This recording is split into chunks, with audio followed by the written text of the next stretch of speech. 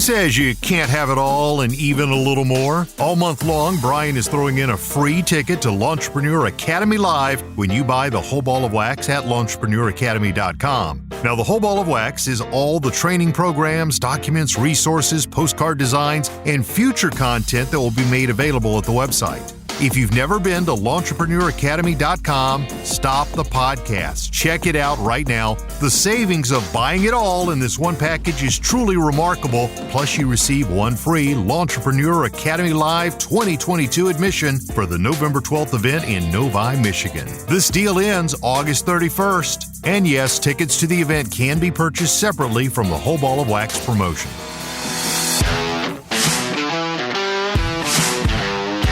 You're now listening to the Fullerton Unfiltered podcast. Straightforward, no nonsense business advice. Completely unfiltered. Grow your business. Grow your life. Now, here's your host, Brian Fullerton. Hey, what's going on, guys? Welcome to another episode of the Fullerton Unfiltered podcast. It is your host, Brian Fullerton, here hanging with you guys. And today, I'm really excited about this show that we have lined up for you guys. We're going to go right to Tom here, which is our guest. We have none other than our special guest, Tom Wheelwright, the founder of WealthAbility and best-selling author for a couple of different books here, which we're going to be talking about that later on the show. But Tom, welcome back to the show. I think it's been about 2 years, my friend. How is things going with you?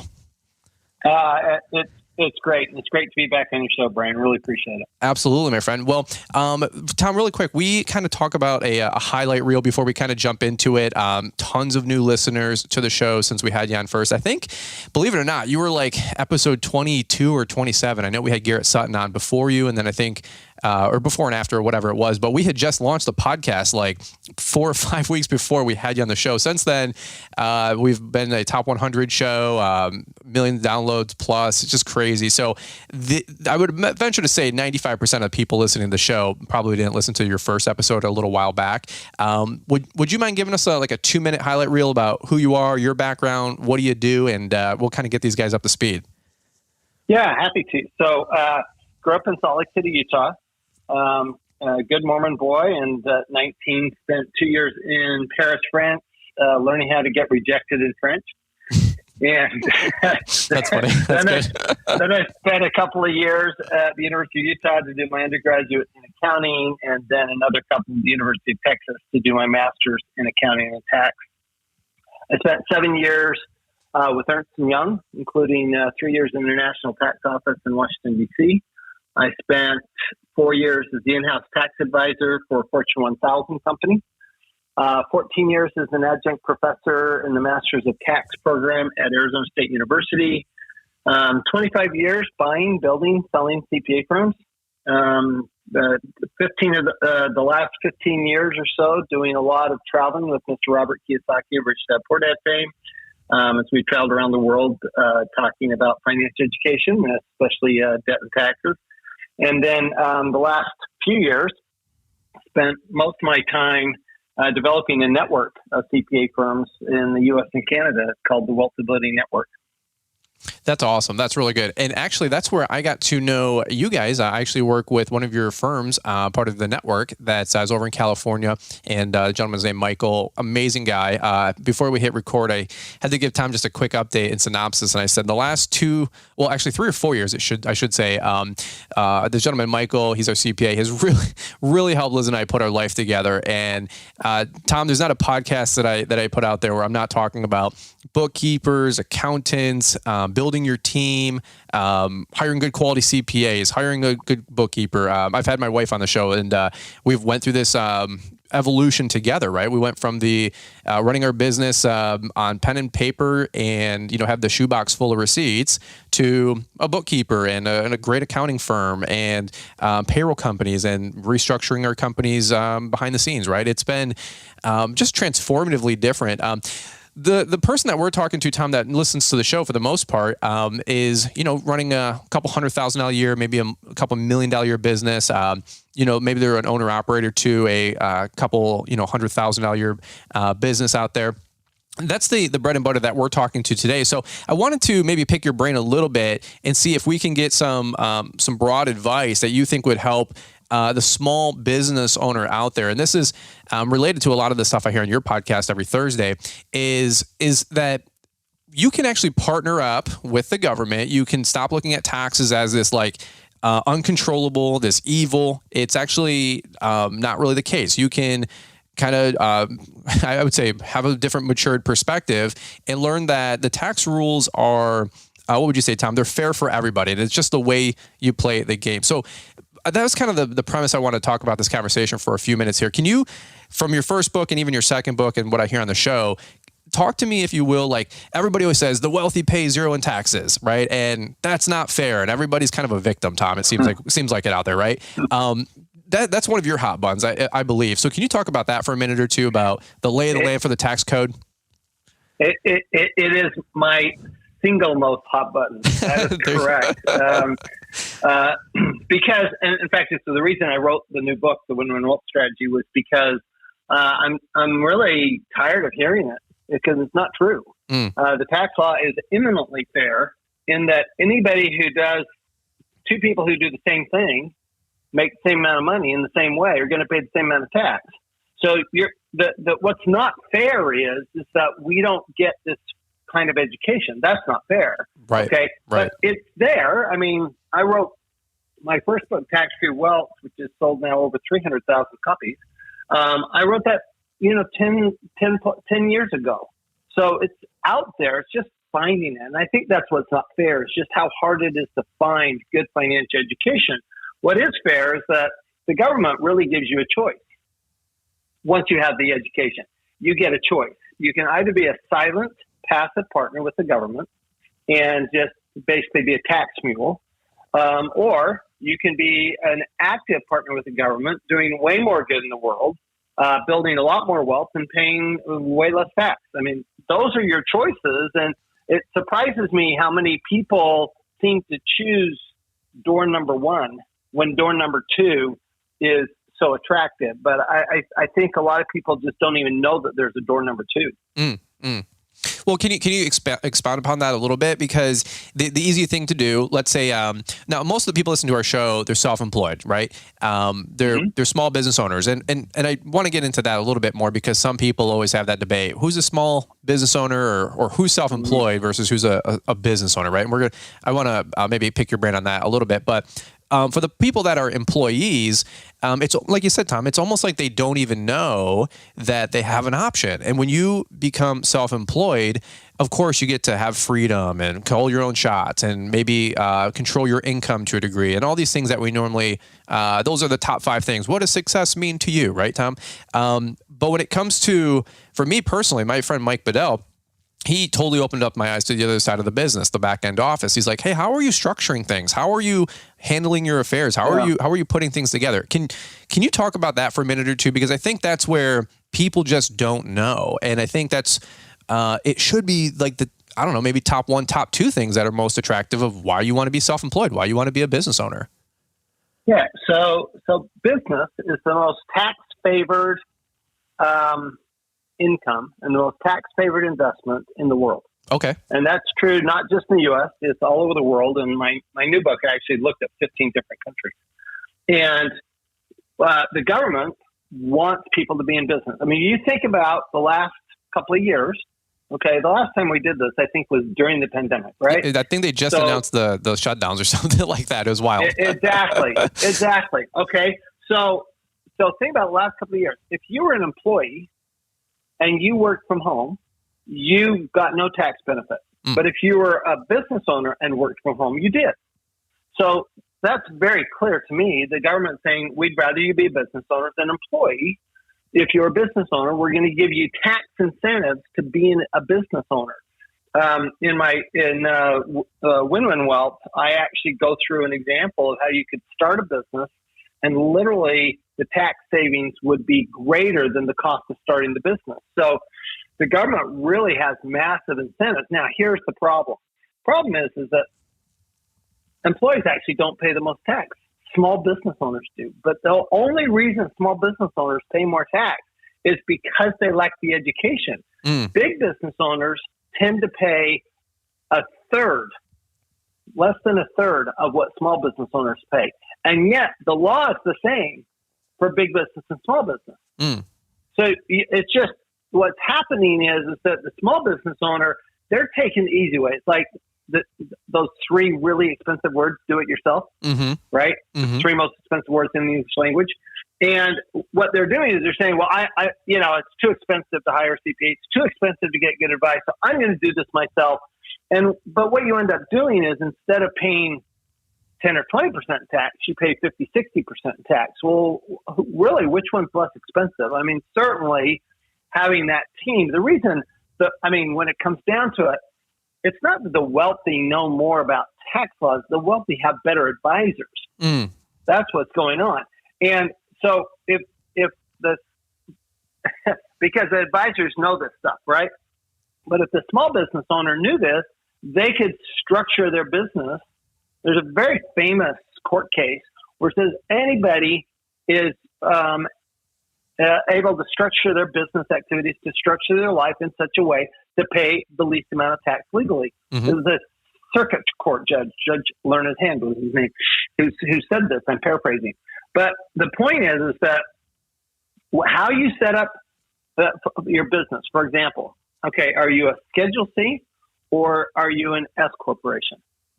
All right, right there, it's going to have a huge impact on your taxes in two ways. First of all, Schedule C, you have a Schedule C, you're 5 times more likely to be audited by the IRS.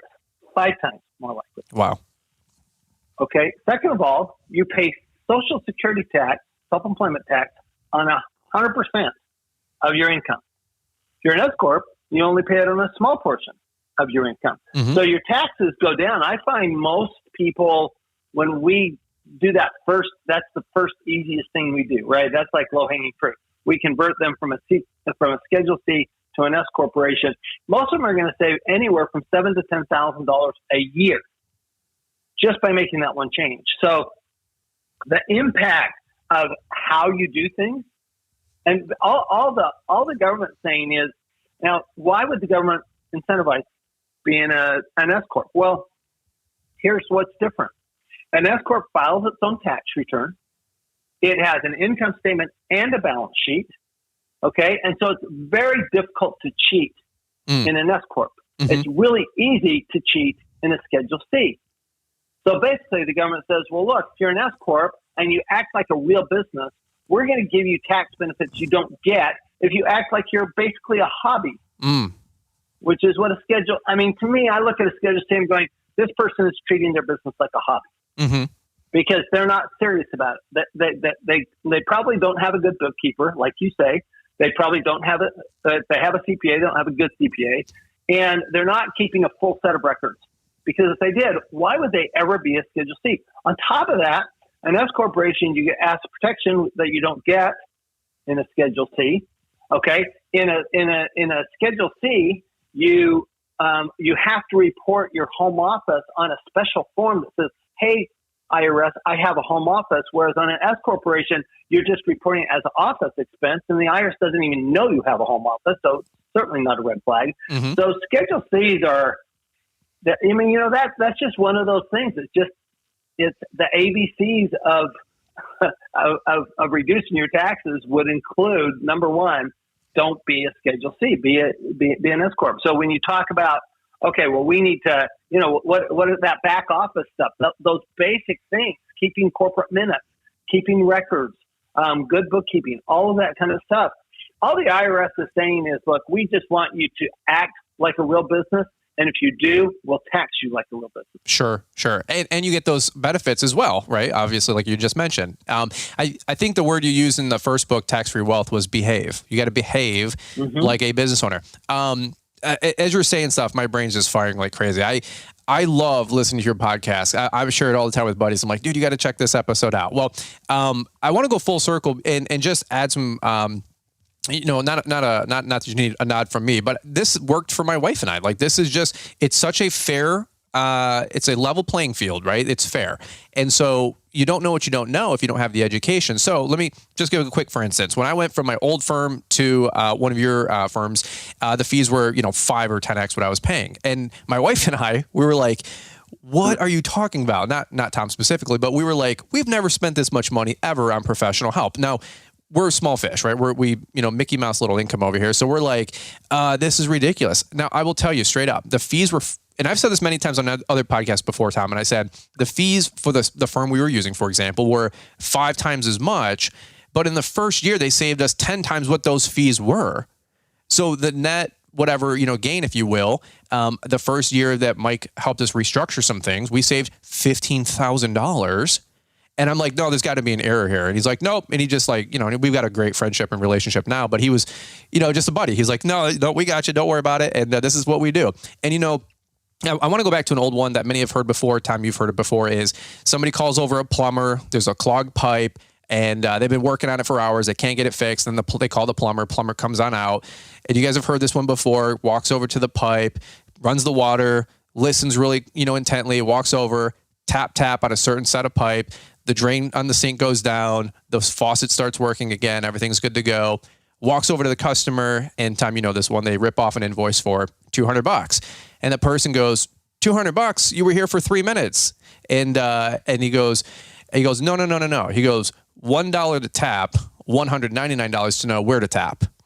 Right. And so there you go. That's exactly how it is with your CPA. But, if you have and I don't want to throw anybody under the bus, but if you have that guy that you don't feel comfortable with, that he's doing a good job, and as a self-employed person, we're always like harping on the customer, like, hey, don't be cheap, right? Like, hey, the price is the price. And if they don't like that, go find somebody else. And then, in the same breath, because I've dealt with this, I've thought the same way. I go to hire a professional and I'm thinking, no way, I'm going to go find the cheaper guy. Like we just did to ourselves what we hate customers doing to us, right? And so I had to get over that mentality and that bad thought process, that middle class thought process, that low income thought process, or where everybody comes from different spots.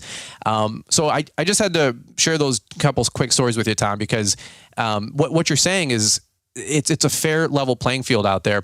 Tom, let me ask you this really quick. Similar kind of trajectory here, but maybe shifting gears a little bit. A lot of people, when we were first talking 2 years ago, it was the Trump administration, pro-business environment, blah, blah, blah, right? A lot of people on my podcast, they know where I stand. Current administration, very, very different environment, very different approach to a lot of different things, right? Irregardless of administration, like one thing that I love that you talk about is like the tax code is still the tax code. And so whether it's a pro-business administration, which is helpful, it's always nice to have the wind, to your back or whatever and helping you out, or whether it's a different administration that's maybe not as pro-business.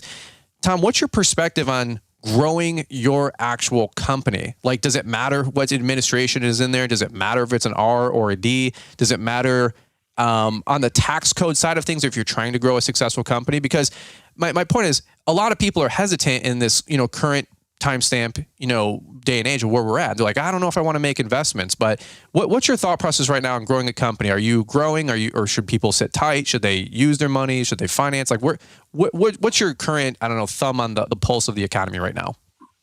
I don't know. I had 2 companies that I own this year hit Inc. 5000 fastest growing in the U.S. So that's good. I'm very pro. It's a function of education. It's a function of knowing, being good at what you're doing, and having, the nice thing for you and your listeners, that's pretty recession proof. I mean, people need landscaping no matter what. I agree. Everything else goes. Now, when I start seeing people mowing their own lawns, okay, now we've really got, now we're in real trouble. Yep. Right. Yep. But you're not seeing a whole lot of that.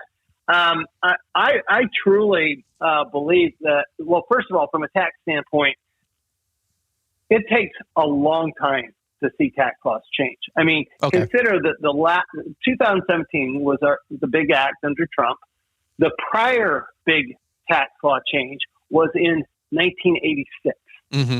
Okay, so it's typically about a 40-year span. So look at last year. We had that Build Back Better debacle going on, right? And it didn't happen. It didn't happen. It's really hard to get tax law through, especially major changes like that one was. Lawns, landscaping, and outdoor awesomeness, that's what your business does best. Managing your vehicles and optimizing efficiency with the latest technology is what we do best. GPS Track It provides a 24/7 view of where your company vehicles are and how efficiently they're operating, saving you time and money. With more than 12,000 customers, GPS Track It has delivered peace of mind for lawn and landscaping companies for 20 years. Ready to protect your vehicles and save money? Talk with one of our fleet advisors. There's no pressure, no hassles. Call 833-385-0252 or visit gpstrackit.com/BrianLM to learn more.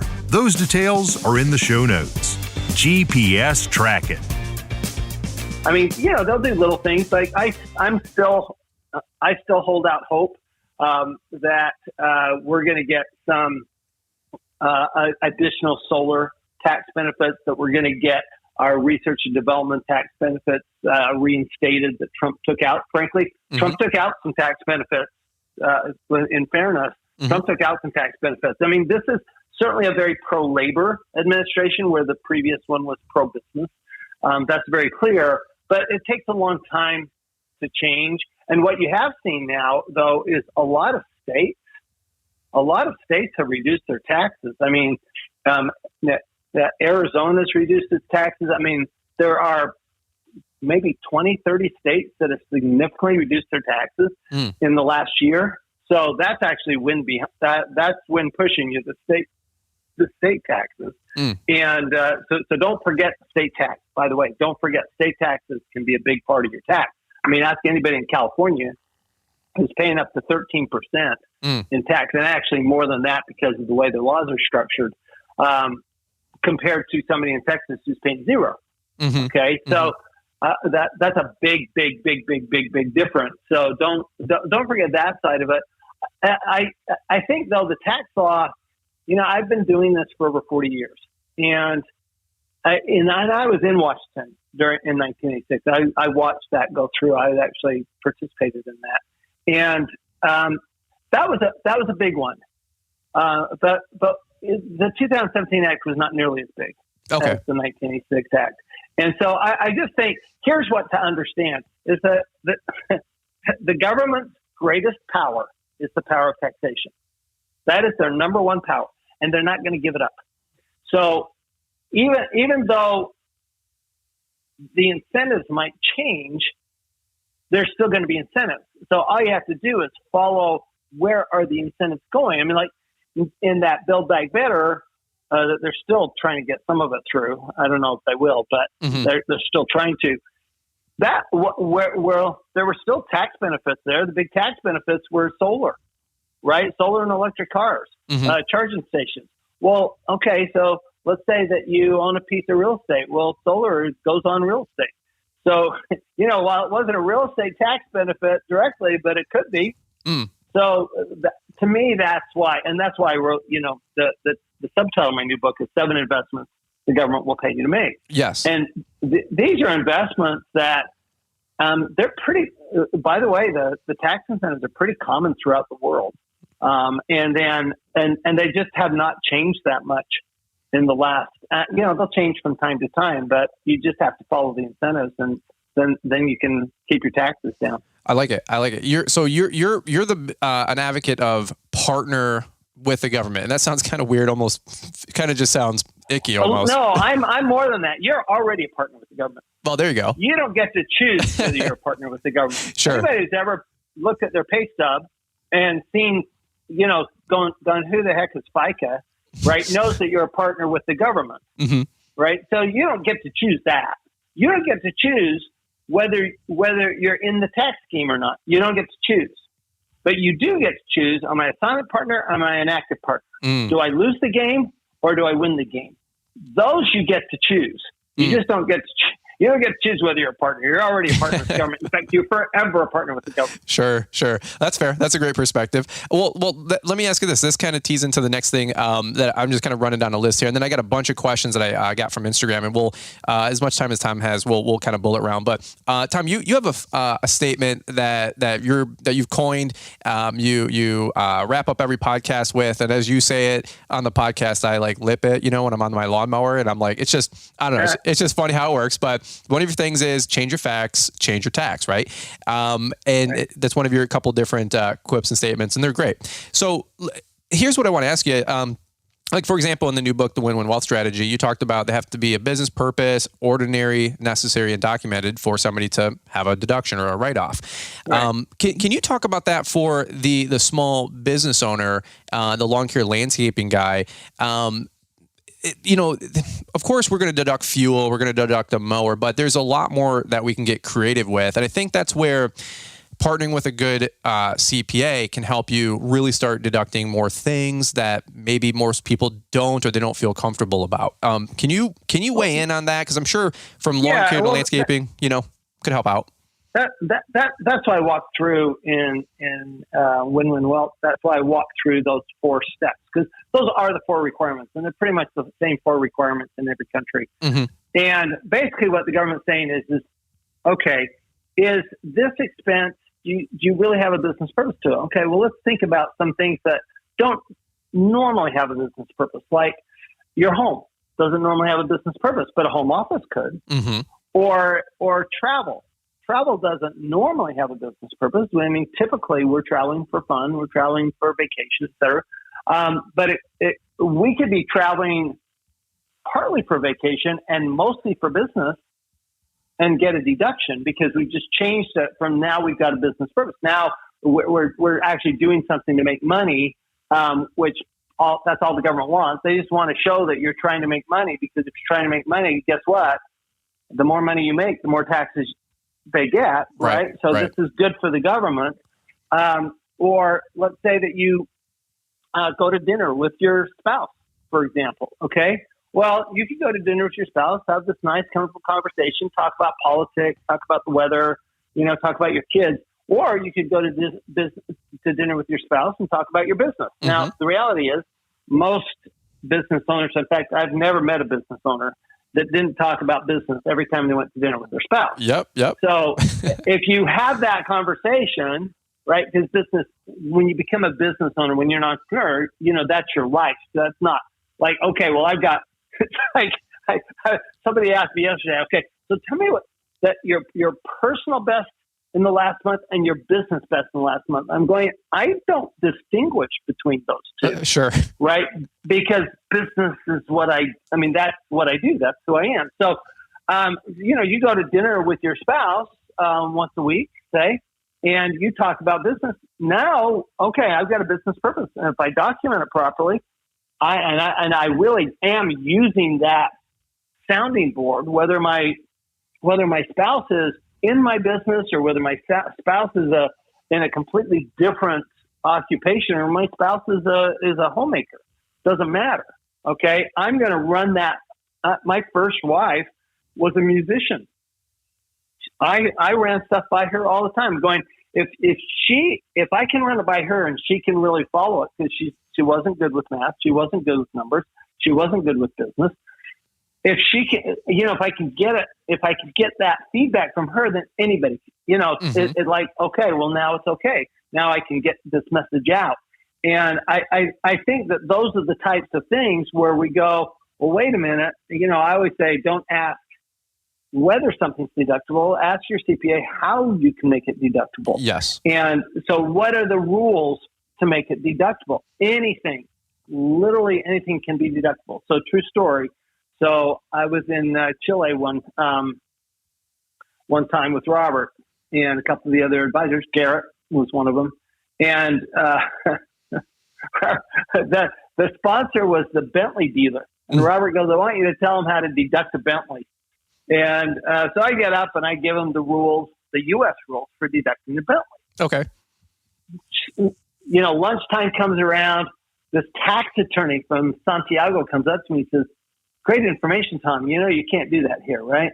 I mean, that's like illegal. You can't deduct a car for no matter how much you use in business. I said, okay. So I'm telling Robert this later that night. Next day, Robert, right before we go on stage, Robert goes, okay, so today I want you to teach him how to legally deduct a Bentley in Chile. I'm going, oh, okay. He's always like pushing me like that, right? So, okay. So we did it. And we took just a completely different approach to it. The attorney comes up to me after the event. He goes, that was amazing, Tom. He says, I never would have thought of doing it that way. That would absolutely work. So what I learned from that is there literally is nothing. I mean, nothing that can be deductible. Even those things that the tax law says aren't deductible, there's still a way to get a deduction related to the money that you spent on that. On that expense. So that's why we have to change, we have to change our facts in order to change our tax. We just have to change what we think about it. Right. And you don't know what you don't know, right? At the end of the day. And that's why we listen to podcasts, ad nauseum to learn these little nuances, I bought one or two things and, they were nicer things. And I was talking to Michael, our CPA, and he's like, I don't know about that. And I said, whoa. I said, we both know that if I change my facts, I change my tax. Here's the exact reason I'm getting this and this. And it was, on the level. It wasn't a stretch, And he goes, all right. He goes, that's fair, actually. He goes, you're right. And, but you know what? There you go. He took a conservative approach, no doubt, but I pressed him even, and I said, and you know what? This is actually really interesting. The only reason I was able to even press him was because I was being educated by you, Tom. We're all getting educated by you and everything that you're putting out. And it's not just an attaboy to you, but one of the requirements to sign up for one of your firms was I have to go through this on-ramp process, this onboarding process. And at the time, I'm like, yeah, I know the scheme, blah, blah, blah, right? Everybody's got their hustle. But that was it was a naive way of thinking. And if I didn't, I'm telling you straight up, if I did not spend that money investing in education, and that's the key thing I keep hammering on my show, Tom, is and get around good people, go to live events, listen to podcasts. Yeah. And of course I'm preaching to the choir, to the people listening to the show. But at the same point, it's the people out there that are saying, well, that's not fair. And you can't do that. And I'm thinking, to myself, it's a level playing field. It's a fair game. Nobody, a good old one is don't hate the player, hate the game. It's a level playing field for anybody, And if I didn't get educated, I always tell people, Brian, when they say you can't do that, I'm going, no. You need to look in the mirror and say that. You can't do that, but I can. Sure. Okay. So, you say that can't be possible. I'm going, well, how do you know that can't be possible? I mean, what do you think you know? I mean, it's like you say, you don't know what you don't know. So let's know more. And make that investment into your time and education, and I love it. Here, I got one other quick one that I want to ask you, and then we'll get just a couple quick questions. I'm going to be really respectful of your time. Tom, one of the greatest conversations that I see, not just in the lawn care landscaping industry, from Instagram to social to this to that to real estate, it's the whole topic of good debt versus bad debt. And everybody's got their opinion, right? Everybody's got their 2 cents. I'm going to do a whole nother podcast with my wife about this for an hour because I'm a big good debt person. I don't think anybody should have bad debt, quote unquote, a TV or a boat or something stupid that, retail consumer debt. Okay. That being said, you got your Dave Ramsey people, right, Tom? And I'm sure, what's the old saying? Like there's two sides of a coin and then there's like the outside rim. So I'm sure, maybe for your defense, you might want to ride the rim here. I don't know, but there's your Dave Ramsey folks, then there's Robert Kiyosaki folks, right? Your Dave, right. There's your Dave Ramsey and Susan Orman and Millionaire Next Door people. And then there's the Robert Kiyosaki's, the Grant Cardone's, the Ben Mala's, the pick your guy. Okay. Yep. So what's your philosophy, Tom? Like if somebody wants to build a company, grow their finances, and get wealthy. Wealthy is relative, by the way. Wealthy to one guy is $100,000 a year. One guy wealthy is $100,000 a week. Okay. That being said, what's your philosophy on if somebody's trying to get to the finish line? Do you have any perspective of what you've seen work over your 40-year history?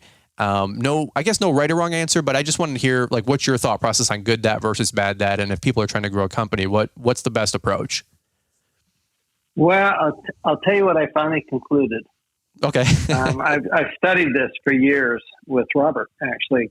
Robert's my personal mentor, and Kiyosaki. And what I concluded is, if you are afraid of debt because you don't trust the asset. One more time. If you're afraid of debt, you don't trust the asset. So if you look at, let's say, take me, okay? So let's say I were to go out and buy a CPA firm. I bought CPA firms over the years, bought and sold them. I've never paid cash for a CPA firm. I always borrow 100% to pay for that CPA firm. Well, how can I possibly feel comfortable doing that? 100% debt for a CPA firm, because I absolutely know that I can make that CPA firm make way more money than to pay the debt. I know that for a fact because I've done it multiple times. So I'm not afraid of debt at all when it comes to a CPA firm. Now, if for me to borrow on margin to invest in the stock market, I'd be terrified because I know nothing about that. So I would not trust. I don't trust my ability in the stock market to have the stock market be a good asset. So I'm not going to borrow money to buy stocks. I don't trust that asset. All right. But I trust the CPA firm. There are people who are in real estate. I've got several clients who are big developers. They have millions and hundreds of millions of dollars in debt. How can they sleep at night? Well, because they know that they're going to make that 200-unit apartment complex or that commercial building or that strip center. They know it's going to make money because they know how to make money because they know the asset. They trust the asset. So people who, like Dave Ramsey, who says, don't use debt to buy real estate. I'm going, well, Dave Ramsey, and I happen to know this because I've actually had this conversation with him one-on-one, is he doesn't trust real estate. He doesn't trust the asset to pay for the debt, and that's why he doesn't like debt. Okay? So once you learn, so this goes back to education, right? Once you learn your business, I didn't get into business. I didn't start my first CPA firm until I'd been a CPA for 13 years. I didn't start right out of college. That would have been a big risk. Okay. But after 13 years, for me, starting a CPA firm was easy. Mm-hmm. Buying a CPA firm was easy because I knew how to do it. Right. So that's what it comes down to. People who are afraid of debt, they just don't trust the asset. But here's the thing that I'll go to. If you don't trust the asset, why in the world would you put your own money into it? If you don't trust that asset's going to make money, why would you ever put your hard-earned money into that asset? That would be my challenge to Dave Ramsey. Is I'm going, I get you're going, I'm kind of hedging my bets here. No, you're saying you don't trust that asset. Why are you putting your money there? Mm-hmm. Put your money somewhere that you trust it. Put your money somewhere where you go, look, I have control over it. I know the returns are going to be good. I know what I'm doing in it. Put your money there. Mm-hmm. Then, I put a lot of my money back into my business. All the money you put back into your business is not taxable, right? Not any money. The only money that you get taxed on is money that you spend or save. That's it. Money that you put back into your business, money that you put into investment real estate, money that you put into energy production, that's not taxable. That's just not taxable money. That's how the law works. So, the government's just saying, reinvest your money, don't pay tax.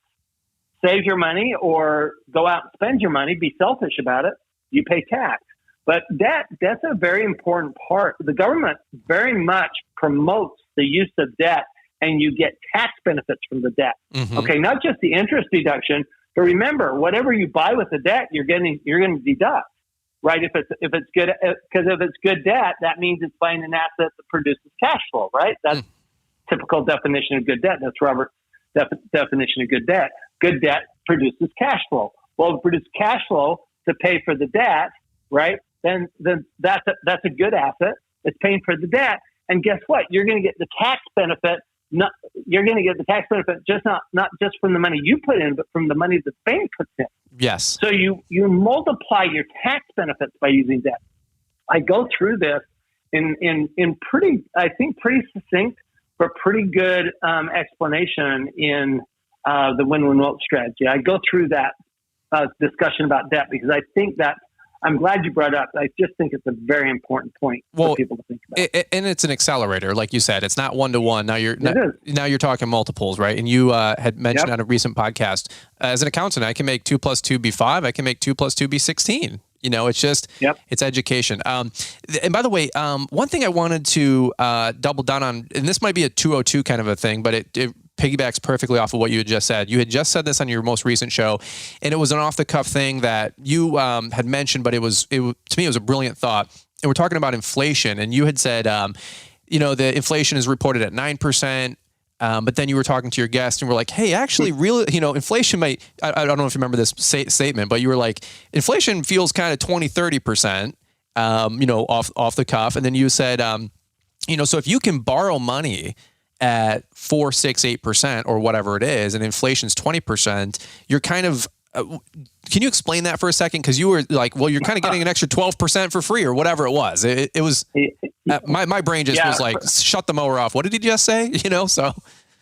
Yeah, no, for sure. I mean, and actually, not that 9.1%, that was the annualized inflation. The actual inflation for the month of June was 15.6%. Wow. It was 1.3% for 1 month, which you multiply that by 12, that's 15.6%. Okay. Mm-hmm. So what that means is that if you got 15% inflation and you have 6% is your debt, you got a 9% spread. That is a huge spread. That means that let's say you borrow for your business. Okay. Your fees for your business, your revenue should be going up by 15%. You better keep up with inflation with your fees. Right. I mean, that's a big mistake people make. They don't raise their rates when there's inflation. You got to keep up with the inflation with your fees. But you're only paying 6% on the money that created the 15% increase. We rarely have inflation higher than the cost of debt. Normally, the cost of debt is more than inflation. So that spread actually is a very big positive, particularly when it comes to something like real estate, where you have or a business. If you have a fixed interest rate, mm-hmm. and yet mm-hmm. you've got this inflation rate, which means that your income keeps going up, but you're paying off. You're paying off that debt with cheaper and cheaper money. It's so good. It's so good. It's so good. So like Liz and I were about to build a home and we're going to borrow a chunk. And she's like, well, that's a lot. I'm like, well, it's a lot now. It might not be in 10 years. We might pay it off with a month of income with wheelbarrow money. So right. Exactly. It's so good. It's so good. I hope you guys listening in. Look, I'll tell you honestly, 5 years ago, I would have no clue what we're talking about. And I'm on this journey. I was so a zero financial educational literacy. And I had to read the Robert Kiyosaki books since age 18 and 19, and then read them once again and 5 more times. And Tom, and then I got linked up with Tom and a bunch of other education. And so if this is foreign language almost to you, I feel you. I've been there.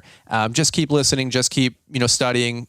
This is what watching YouTube videos at 10 o'clock at night is all about. And Tom's got a bunch of great content out there. I love it. I appreciate it. Tom, can we do a quick little bullet point round, sure. Maybe 5 minutes or less? Okay, cool. One of the first questions was, what should small business owners really focus on if they want to reduce their taxes? We kind of talked about it for 40 minutes now, but top... Reinvesting your money. Reinvesting your money. Okay, cool. That's it. I love it. How can someone be proactive in structuring their businesses to reduce their taxes? Oh. WealthAbility.com. Okay. There you go. Seriously, that's what we do. We have 60 firms across the U.S. and that's what we do. There you go. And they will help you. And it's not just to help you file your taxes, by the way. I have quarterly reviews, monthly coaching. I'm all in. I pay a gab, but you know what? It's been a huge return on investment for us. Another one here is raises in cost, labor, fuel, and tax rates. What can a small business owner do to not price themselves out of the market, but at the same time not get crushed on their margins? Two things I would say. First, you have to deliver better value. So you can do that by being, be more effective in what you do. Don't just be more efficient in what you do. Be more effective. I got to tell you, I mean, I think a good landscaper is like a needle in a haystack. I think they're so hard to find. Amen. Amen. They're a unicorn, I always say. They are. They absolutely are. So you really do have to pay attention to your business. But the other thing you have to do is you have to stop paying so much tax because the fastest way to put money in your pocket, the easiest way to put money in your pocket, and the tax-free way to put money in your pocket is to reduce your taxes. That actually goes to the next question. Can you talk about the difference between an S corp and the general question was payroll, distributions, and reasonable salary. So it seems like it's such a confusing topic. I try to distill that down for a lot of people on the show and when I do get on this topic. So can you give us the lay of the land on that? Yeah, it's actually really simple. So when you own a business, you really have two functions. You're an owner and you're an operator. You need to pay yourself a salary that you would reasonably pay somebody else to do the operator portion. Yep. The rest of it is distribution, and that's not subject to Social Security tax. So it's just, you're going to pay yourself what you would pay somebody else, a reasonable salary to do what you do from an operational standpoint, not from an ownership standpoint. Sure. And that's where I've heard on you say on the podcast, there's a lot of people fudge numbers is they'll take a 10 grand a year salary and $100,000 a year in distributions. And that's a red flag, to the IRS. At least I don't want to put words in your mouth, but that's, you want to make sure. Let me tell you that in 2020 or 2019, I can't remember the most recent stat. There were 250,000 S corps in the U.S. that showed over $100,000 of income and zero salary to the owners. Yikes. You want to talk about low-hanging fruit for the IRS? That's low-hanging fruit for the IRS. That's exciting. Well, hopefully they keep having budget cuts, which they probably won't. Let's go to one or two more, and then we'll wrap this up. Tom, would you be holding on to cash or reinvesting? Are you? I think the person was asking about: are you more liquid, or are you more like every dollar you have is invested, and you're just trying to get an interest rate? That's a really good question. And the question is: do you think this thing's coming down, and we're going to have a big crash? Or do you think we're just going to have a modest adjustment? Here's the problem. You got 15.6% inflation, which means your cash is losing money at the rate of 1.3% per month. That's how much you're losing in value with cash. So the question is, do I invest that so that I'm not losing that money, or do I hold on to it because I think this thing's coming down in 6 months and I'm okay losing 8% over 6 months so that I can make so much more down the road? My experience is most people would be better off investing in hard assets. A hard asset means like real estate, business, something that they can control and something that produces cash flow for them, than they would be just holding on to cash. Passive investors are probably better off holding on to cash because they don't know, they're hoping for a capital gain. Mm-hmm. And so they don't really know frankly, they don't know what they're doing. But in people who invest in hard assets, that's the best way to overcome inflation is debt and hard assets. I like it. That was actually one of my questions because I've heard you're always prying and picking the wound of every guest that you have on. So I was like, I wonder what Tom's doing. That's a fun question. Last one I have is this is probably a simple one for you. What's the best way to depreciate a vehicle for tax purposes? I guess maybe Section 179, paying it all off in 1 year. Or writing that out for 5 years, 7 years, whatever the vehicle gets written off at. It depends on what your tax rate is, right? Okay. And what your tax rate's going to be. So it's never a black and white answer.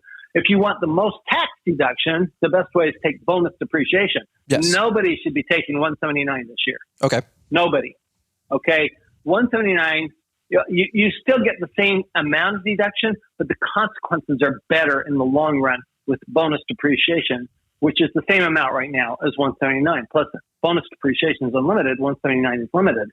So I would say bonus depreciation for most deduction, but I would also look at, do I want the most deduction? Because if I'm going to make a whole lot more money next year and it being a much higher tax bracket, if I'm in a 10% tax bracket this year, I'm going to be in a 40% tax bracket next year. I'd rather get a 40% benefit than a 10% benefit. Interesting. That's a fair perspective. All right. Good stuff. Well, Tom, these are good questions. These are all from you guys from Instagram. I really appreciate you guys participating. Tom, we'll do this really quick. Let's talk about the book, and then I'll just open mic. Anything you want to add to these guys that you think would help them out? But give me a couple minute plug here for the Win-Win Wealth Strategy. I'm sitting in my chair right now. I have it. It just came in last week. I was going to try to buy the audio version on Audible. I'm on my lawnmower all day, right? So I get to listen to a lot of audiobooks. It wasn't available just yet, but I did put the pre-order in. But talk about the new book. Where did this thing come from? Because Tax-Free Wealth was a huge success, one of my favorite reads. So where did this one come from? Well, so Tax-Free Wealth is basically an instruction guide for reducing your taxes. And Win-Win Wealth, the Win-Win Wealth Strategy is an instruction guide for building wealth. Okay. So, and they're both based on the tax law. So that's what I love about this is that, basically in Tax-Free Wealth, what I say is, look, the tax law is a roadmap or an instruction guide to reducing your taxes. That's basically what Tax-Free Wealth goes through. In the Win-Win Wealth Strategy, I show 7 investments, and these are categories of investments. So the government very specifically will pay you to make these investments. And so basically what you come out with is a very simple rule. The more money I make, the more tax I pay. The more wealth I build, the less tax I pay.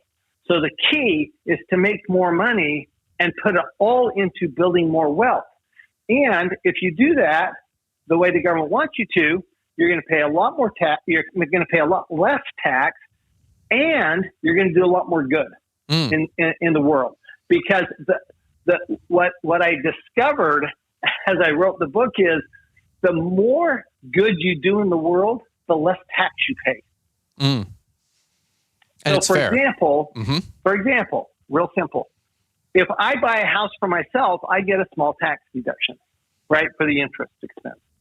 But if I buy housing for other people, I get a big tax deduction. So if I'm building housing for other people, in other words, I'm doing good in the world, right? That is a lot more good in the world than just building a house for myself. If I'm building a house for myself, yeah, it protects my family. That's all good, but it's not nearly as, I'm not serving as many people as when I'm building housing for other people. Same thing with business. If I have a job, okay, I'm like serving one person. I'm serving me, right? I'm serving my employer. But if I have a business, now I'm serving all my customers. And so as a business owner, I serve more. If I serve more people, I pay less tax. And that's the way the tax law works. And so to your first question is, why don't the wealthy pay tax? This is why the wealthy don't pay tax, because they understand that as they continue to invest in the economy, they build businesses, they build real estate, they develop energy, they grow food, they do things that the government wants. They create technology.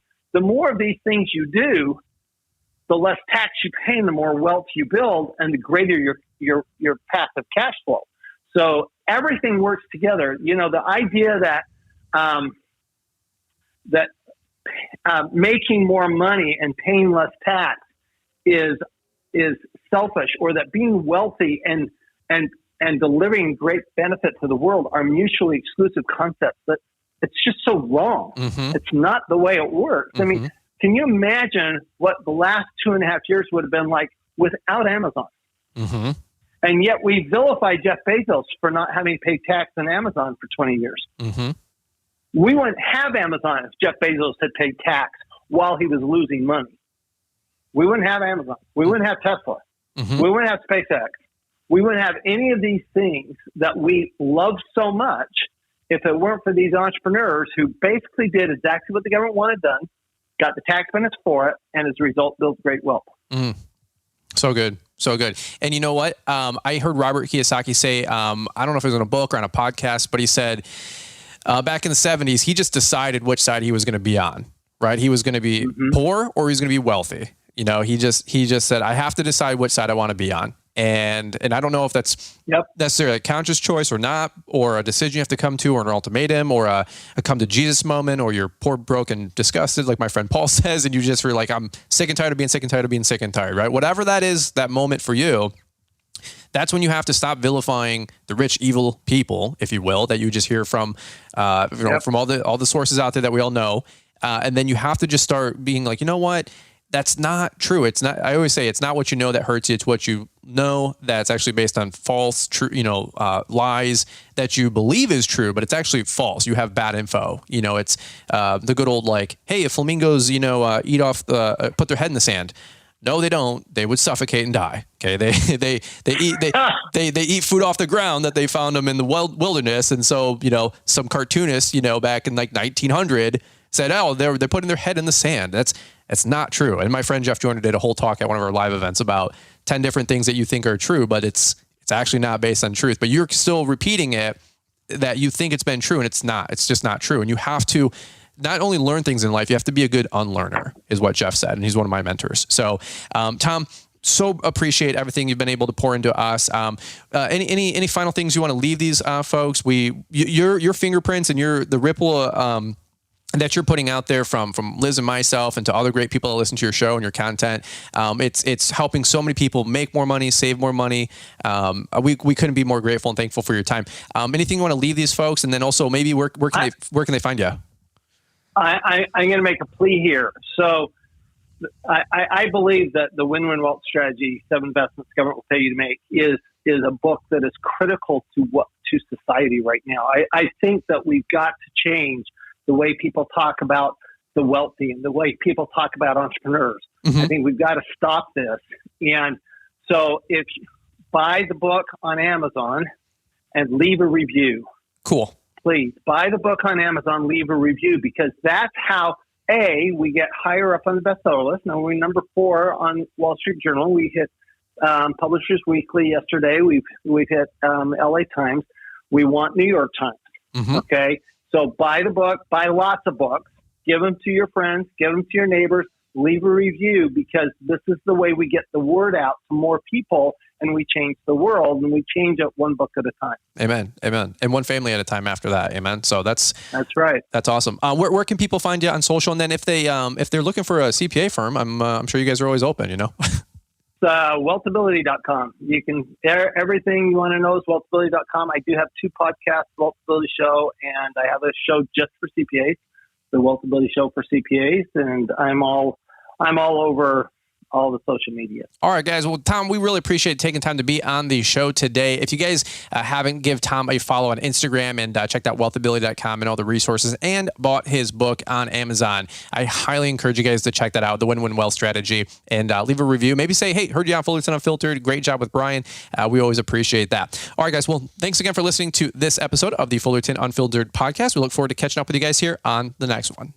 Lawns, landscaping, and outdoor awesomeness, that's what your business does best. Managing your vehicles and optimizing efficiency with the latest technology is what we do best. GPS Track It provides a 24/7 view of where your company vehicles are and how efficiently they're operating, saving you time and money. With more than 12,000 customers, GPS Track It has delivered peace of mind for lawn and landscaping companies for 20 years. Ready to protect your vehicles and save money? Talk with one of our fleet advisors. There's no pressure, no hassles. Call 833-385-0252 or visit gpstrackit.com/BrianLM to learn more. Those details are in the show notes. GPS Track It. Entrepreneur Academy Live is back and better than ever. LAL 22 Live. Saturday, November 12th in Novi, Michigan. Join 400 fellow entrepreneurs and learn from some of the best in the industry at this powerful conference that will help you grow your business. Speakers include James Mansky, Mike Andes, Paver Pete, Troy Clogg, Nick Carlson, and Mark Bradley of LMN, just to name a few. Get your ticket now for the early bird price of $197. The price goes up the end of September. Your ticket covers access to the conference, lunch on Saturday, and free admission to the Friday night go-kart races. It's going to be so much fun. We'll see you in Novi, Michigan, Saturday, November 12th. LAL 22 Live. Sponsored by Exmark, Ballard Products, Shore Track, Kelly & Sons Trailers, and Yard Book. Grab your ticket now at L'EntrepreneurAcademy.com. Thanks for taking the time to listen to the Fullerton Unfiltered podcast with Brian Fullerton. We hope you enjoyed this production. If so, please consider leaving us a 5-star review for the show. While the techniques and ideas presented here are designed to help you grow a more successful and profitable business, no one can guarantee these results for you. We want to emphasize that entrepreneurship is not easy, and the ideas presented here are just the opinions of Brian Fullerton and his respective guests. No one can guarantee success for you. That being said, we hope the ideas presented here help you and motivate you to go on out there and crush it with your own business. Fullerton Unfiltered Podcast. Thanks for listening, and we hope to see you on the next episode. This has been a Brian Fullerton and Mr. Producer production.